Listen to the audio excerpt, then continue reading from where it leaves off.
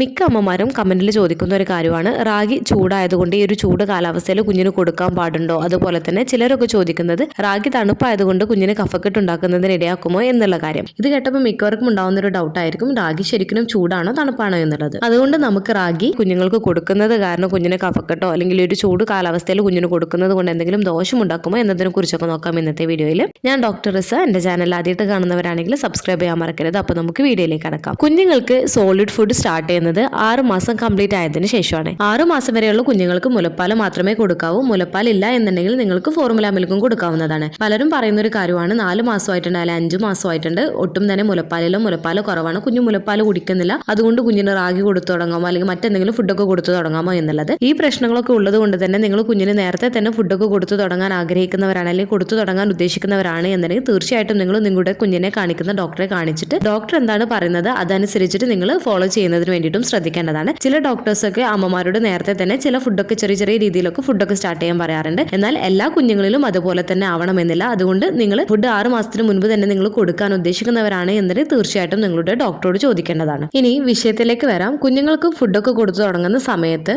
കുഞ്ഞുങ്ങൾക്ക് കൊടുക്കുന്ന ഓരോ ഭക്ഷണത്തെക്കുറിച്ചും പല അമ്മമാർക്കും പല ഡൗട്ടുകളായിരിക്കും. ഇത് കുഞ്ഞിന് കൊടുക്കാമോ, അതെപ്പോൾ കൊടുക്കാം എന്നിങ്ങനെയുള്ള കാര്യങ്ങളും. അതിൽ പ്രധാനമായിട്ടും വരുന്ന ഒരു ഡൗട്ടാണ് കുഞ്ഞുങ്ങൾക്ക് റാഗി കൊടുക്കുന്നതിനെ കുറിച്ച്. റാഗി തണുപ്പാണ് അല്ലെങ്കിൽ ചൂടാണ്, ഇത് കുഞ്ഞിന് കൊടുക്കുന്നത് നല്ലതാണ് എന്നൊക്കെ ചോദിക്കാറുണ്ട്.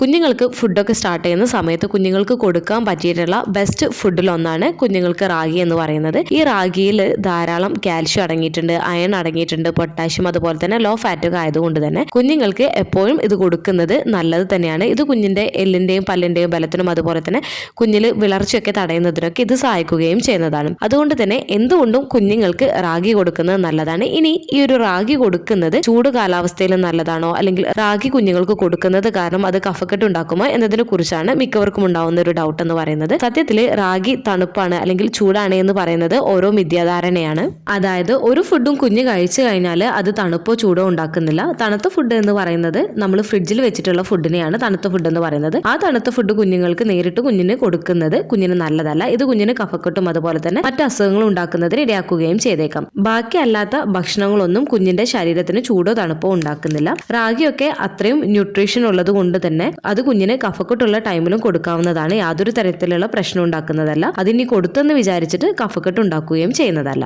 റാഗി ഉണ്ടാക്കുന്ന സമയത്ത് നിങ്ങൾക്ക് അതിൽ ടേസ്റ്റിന് വേണ്ടിയിട്ട് തേങ്ങാപ്പാലും ചെറിയ രീതിയിൽ കുറച്ച് നെയ്യും അതുപോലെ തന്നെ മധുരത്തിന് വേണ്ടിയിട്ട് പനങ്കൽക്കണ്ണൊക്കെ ചേർത്തിട്ട് നിങ്ങളിന് കുറുക്കുണ്ടാക്കി കൊടുക്കാവുന്നതാണ്. കുഞ്ഞുങ്ങൾക്ക് ഭക്ഷണമൊക്കെ കൊടുത്തു തുടങ്ങുന്ന സമയത്ത് കുഞ്ഞുങ്ങൾക്ക് എന്തുകൊണ്ടും ഈ ഒരു റാഗി കൊടുക്കുന്നത് വളരെ ഉത്തമമായിട്ടുള്ള ഒന്നാണ്.